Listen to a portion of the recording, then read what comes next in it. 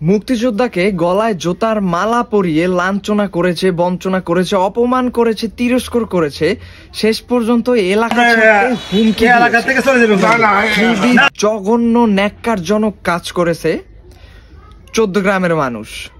এটা আমরা জঘন্য অন্যায় হিসেবে বিবেচিত করব, কারণ একজন মুক্তিযোদ্ধাকে লাঞ্ছিত করেছে, অপমান করেছে। এই মুক্তিযোদ্ধাদের রক্তের বিনিময়ে আমরা দেশের স্বাধীনতা পেয়েছি, তাহলে কেন এই মুক্তিযোদ্ধাদেরকে আমরা লাঞ্ছনা বঞ্চনা করবো? এটা তো জঘন্যতম অপরাধ। দেশে আইন আদালত প্রশাসন থাকতে কেন আইন নিজের হাতে তুলে নিবা? এটাও কিন্তু একটা অপরাধ। এখন সব অপরাধ কি এই কানুর চাচারে যারা জোতার মালা পরাইছে এদেরই, নাকি কানুর চাচারও পূর্বে কোনো অপরাধ ছিল? এক হাতে তো তালি বাজে না। অবশ্যই কানুর চাচা পিছনে এমন কিছু ঘটাইছে, এমন কাজ করছে, এমন জুলুম করছে, এমন নির্যাতন করছে, যে কারণে মানুষ তার উপরে ক্ষিপ্ত হইয়া এই কাজগুলো করতে বাধ্য হয়েছে। এখন বিগত দিনগুলোতে কানুর চাচা ক্ষমতার অপব্যবহার করেছিল কি না, এটাও বা আমরা কয়জনে জানি? যেহেতু এক হাতে তালি বাজে না, নিশ্চয়ই কানুর চাচার পিছনে কোনো জঘন্যতম অপরাধ ছিল, এবং তার অপরাধগুলো কি?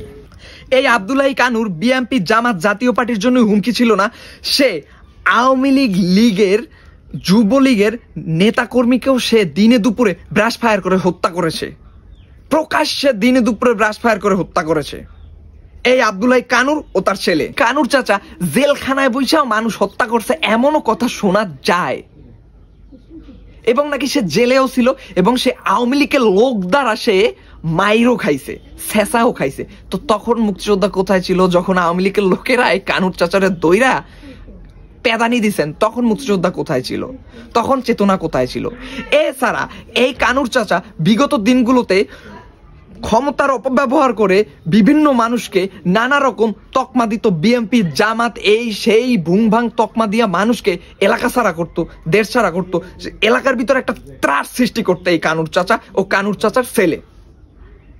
তো এখন আপনাদের কাছে কি মনে হয়, কানুর চাচারে কি এলাকার মানুষ এমনি এমনি পড়াইছে এই কানুর চাচারে জুতার মালা?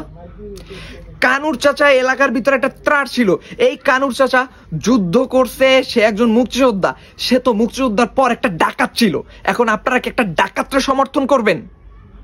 মুক্তিযোদ্ধা করছে, এখন সে ডাকাতি করবে, ধর্ষণ করবে, চুরি করবে, ঠিক আছে, তার জন্য সব মাপ, তাই না? সে অপরাধ করতে পারবে কেন? কানুর চাচা কি আল্লাহর অভিশাপ প্রাপ্ত আর একটা শয়তান, যে পৃথিবীর সমস্ত মানুষের পিছনে খুঁড়া দিয়ে যাইবে, বাট কিয়ামতের আগ পর্যন্ত আর কিছুই হবে না? এখন ও কি ইবলিসের খালাতো ভাই, জ্বরে কিছু বলা যাবে না? তো তুমি মুক্তিযোদ্ধা, তোমার সাথে কি হইতে পারে? প্রত্যেকটা ক্রিয়ার বিপরীত প্রতিক্রিয়া আছে। তুমি ক্ষমতার অপব্যবহার করছো হরদম, দিনে দুপুরে মানুষ তুমি ব্রাশ ফায়ার করছো, লাথি মাইরা তুমি পুষ্কুনিতে ফালাইছো, এখন তো সবই আস্তে আস্তে বের হইতেছে, তাই না কানুর চাচা?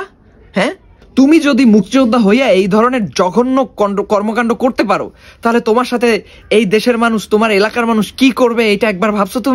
তুমি দেশকে ভালোবাসবা, দেশের মানুষকে তুমি ভালোবাসবা, দেশের মানুষ তোমাকে এমনি এমনি সম্মান করবে। এখন তুমি নিজ এলাকার মানুষের পিছনে খুঁড়ে দিবা, তো তোমার সাথে দেশের মানুষ কি করবে? এইরকম জুতার মালা দিয়েই তারপর তোমাকে ঘুরাইবে, এবং এইটাই তোমার সাথে ঘটছে।